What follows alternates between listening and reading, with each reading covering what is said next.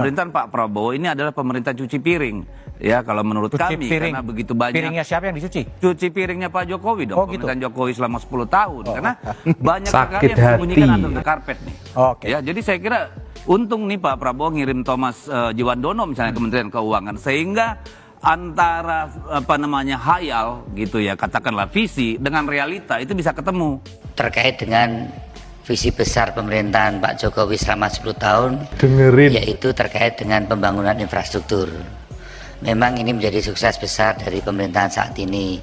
Assalamualaikum warahmatullahi wabarakatuh. Halo Sobat Gerobokan Gokil semuanya, sehat ya untuk hari ini ya. Deddy Sitorus masih diselimuti kebencian dalam hatinya, hingga dia menyebut bahwa pemerintahan Pak Prabowo mendatang itu harus cuci piring atas kebijakan-kebijakan buruk yang dilakukan Pak Jokowi 10 tahun terakhir ini.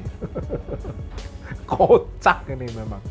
Sama-sama anggota DPR, sama-sama dari Partai PDI Perjuangan, tapi Pak Arya Bima ini ya sudah nggak sakit hati lagi. Dia mampu berpikir jernih bahwasanya ya memang cetha welo-welo. 10 tahun pemerintahan Pak Jokowi ini ya harus diakui berbagai macam prestasi gitu loh. Dan tentunya ini mempermalukanlah Deddy Sitorus yang masih saja kowar-kowar menghujat Pak Jokowi seakan-akan 10 tahun ini nggak ada prestasinya. Padahal Deddy Sitorus juga dalam kolam koalisi di 10 tahun ini. Nah, seperti apa sih video lengkapnya? Langsung saja kita reaction bersama-sama video berikut ini. Terima kasih dari saya. Saya biasa kalau telepon menyebut Kang Teten, terima kasih. Kemudian Bang Zul, terima kasih juga atas kerjasamanya, dan Mas Menteri Pak Erik. Saya kira kalau dari Kementerian BUMN, tugas berat yang selama ini selain COVID kepada Kementerian BUMN tentu terkait dengan visi besar pemerintahan Pak Jokowi selama 10 tahun, yaitu terkait dengan pembangunan infrastruktur. Memang ini menjadi sukses besar dari pemerintahan saat ini, dan kita harapkan infrastruktur ini mampu meleverage aset bangsa ini baik di kelautan, pertanian, perkebunan, sumber daya mineral, serta pariwisata ini untuk menjadi lebih produktif ya. Juga bagaimana BUMN juga mempelopori tentang hilirisasi dan industrialisasi. Kita bikin panja-panja bagaimana restrukturisasi di BUMN dengan holdingisasi, sektor perkebunan, kelautan, sumber daya mineral. Ini adalah hal-hal yang menyangkut visi besar pemerintahan 10 tahun Jokowi. Dan tentunya ke depan tetap akan dilanjutkan dengan tambahan visi energi hijau dan pemberdayaan ekonomi maritim kalau tidak salah, saya baca-baca. Tentunya kami percaya bahwa BUMN menjadi ujung tombak ekonomi nasional dan tentunya terus akan berperan aktif di dalam menjalankan visi pemerintahan ke depan. Kami melihat bahwa proyek-proyek strategis nasional itu akan mampu menciptakan kita sebagai bangsa yang lebih mandiri. Kita juga tahu bagaimana proyek-proyek strategis nasional yang ditugaskan kepada BUMN, khususnya BUMN karya, itu juga akan menjadikan baru terlihat kadang ternyata BUMN kita cukup kompetitif, juga tidak hanya secara nasional tapi juga di skup global. Namun selalu Komisi 6 selalu menegaskan dengan bijak bagaimana penugasan-penugasan itu tetap bisa dilaksanakan dengan baik.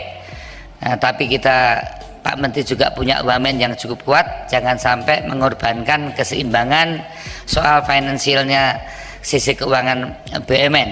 Ini yang menjadi kekhawatiran kita, dan tentunya ke depan bisa kita perbaiki.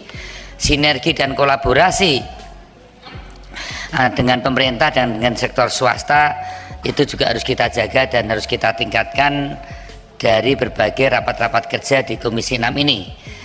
Kita berharap bahwa kementerian ke depan tetap mengedepankan di dalam RDPU maupun dalam rapat kerja maupun di panja, yaitu soal efisiensi, soal transparansi, dan soal profesionalitas.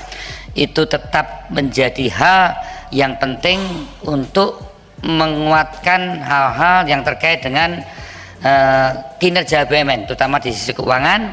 Bahkan itu pun juga sudah kita rumuskan sebenarnya.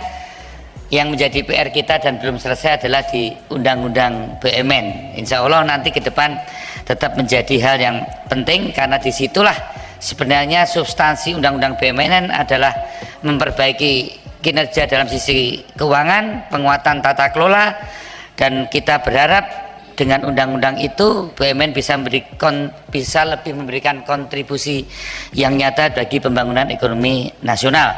Kami tetap akan memberikan dukungan penuh dari Komisi 6 ini. Sayap APBN dan sayap BUMN menjadi motor penggerak utama di dalam mewujudkan pembangunan ekonomi nasional, dalam mewujudkan kesejahteraan rakyat.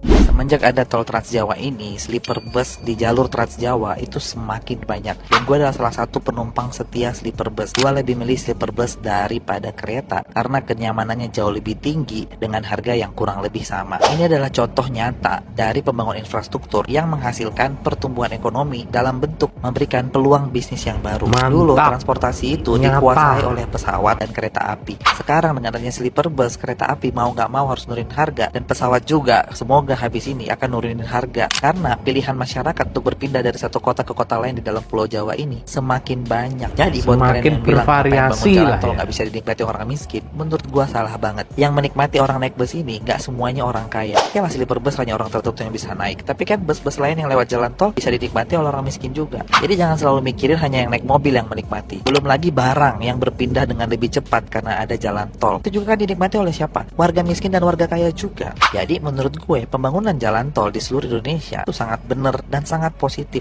karena nggak pernah ada ruginya negara membangun jalan untuk rakyatnya. Alhamdulillah kita hari ini telah melakukan pertemuan. Salah satu poin penting pemerintahan hari ini yang dipimpin oleh Presiden Joko Widodo akan berakhir.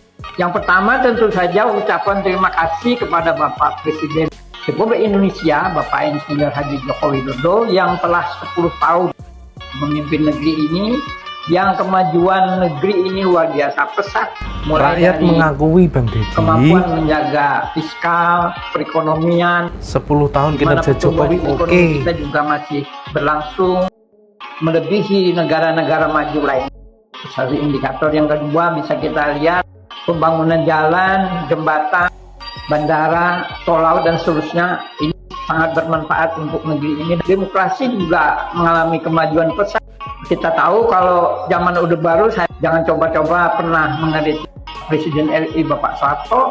Hari ini kita pidato mengkritik Soeharto, nanti malam kita udah dijemput ini. Hari ini disebut oleh Rocky Gerung Presiden tolol, aman, demokrasi berjalan normal.